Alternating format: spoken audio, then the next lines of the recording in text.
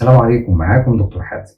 من كام يوم كنت كتبت بوست صغير كده على صفحة الفيسبوك، كنت قلت فيه عن شوية فوائد كده للسمسم. لقيت كومنتات كتير بتيجي: طب نقدر نديه للطفل من عمر قد ايه؟ طب بنديه محمص ولا نايم؟ طب بنقدمه للطفل ازاي؟ في وصفات معينة نقدر ندخل فيها السمسم للأطفال؟ طب الطفل اللي عنده أنيميا فول ينفع ياخده ولا لأ؟ أسئلة كتير، فحبيت أعمل لكم الفيديو ده هتكلم فيه بالتفصيل عن السمسم، ايه الفوائد اللي بيستفيد منها الطفل لما بياكل السمسم، وايه الوصفات اللي تقدري تدخلي فيها السمسم للطفل عشان ناخد منها اكبر فايده، وايه المحاذير اللي بناخد بالنا منها لما بنيجي نقدم السمسم للطفل. تابعي معايا الفيديو ده هتعرفي فيه معلومات كتير كويسه.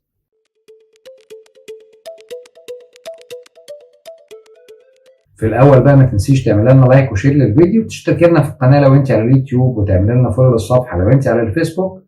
ولو احتجتي اي حاجه سيبيها في التعليقات وانا هرد عليكي قدر الامكان ان شاء الله.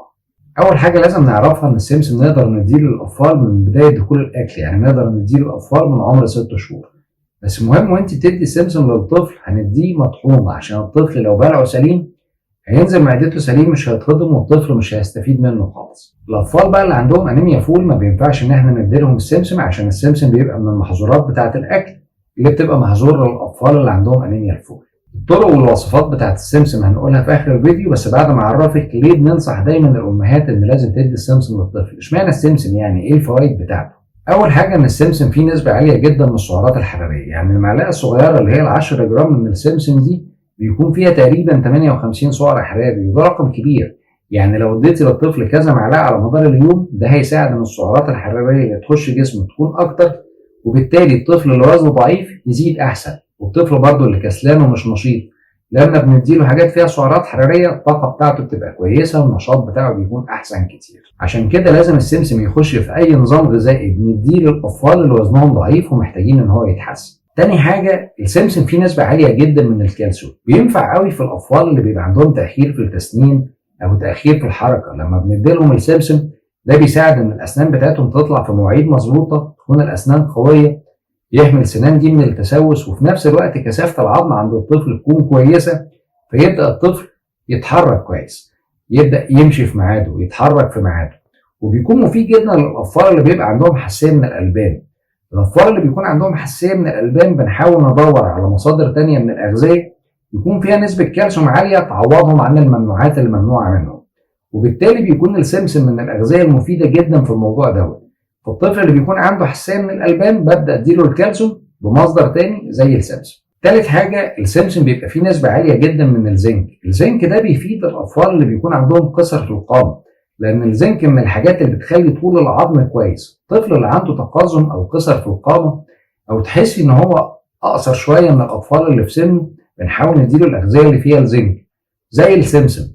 فعشان كده الأطفال دي لما بنديلهم السمسم بيبدأ الطول بتاعهم يتحسن على المدى الطويل إن شاء الله، وعلى الانتظام في الأكل. ده غير إن الزنك برضه من الحاجات اللي بتحسن المناعة عند الأطفال. وبرضه لقينا إن الأطفال اللي بيبقى عندهم نقص في الشهية لما بنديلهم الأغذية اللي فيها الزنك ده بيساعد ان الشهية عندهم تتحسن شوية، فدي بتفيد الطفل في حاجات كتير. رابع حاجة، السمسم بيبقى فيه نسبة عالية جدا جدا جدا من الدهون الصحية زي الأوميجا، بيفيد الطفل في التركيز. يعني الطفل اللي بينسى باستمرار لما بنديله الحاجات اللي فيها الدهون الصحية بيخلي التركيز بتاع الطفل كويس واستيعاب المعلومات عند الطفل كويسة.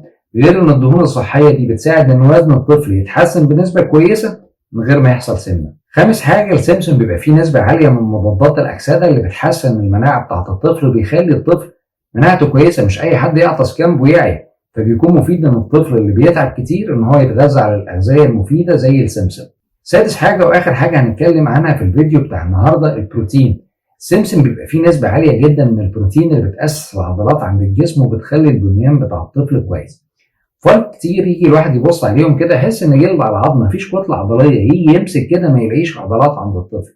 عشان كده دايما بنأكد انه مهم جدا ان احنا ندي الاطفال دي الاغذيه اللي فيها البروتين زي السمسم، هيفيد معاهم كتير قوي. دي بقى فوائد السمسم، تعالوا نشوف هنقدمه للاطفال دي ازاي. قلنا ان السمسم هنحاول نديه للاطفال مطحون عشان لو اديناه سليم هينزل معدته سليم ومش هيتهضم ومش هيستفيد منه. طب بندي السمسم ده محمص ولا ني؟ في السن الصغير هندي السمسم ده ني، يعني الأطفال من عمر 6 شهور لسنة هنديلهم السمسم ده ني عشان ما يتعبش بطنهم.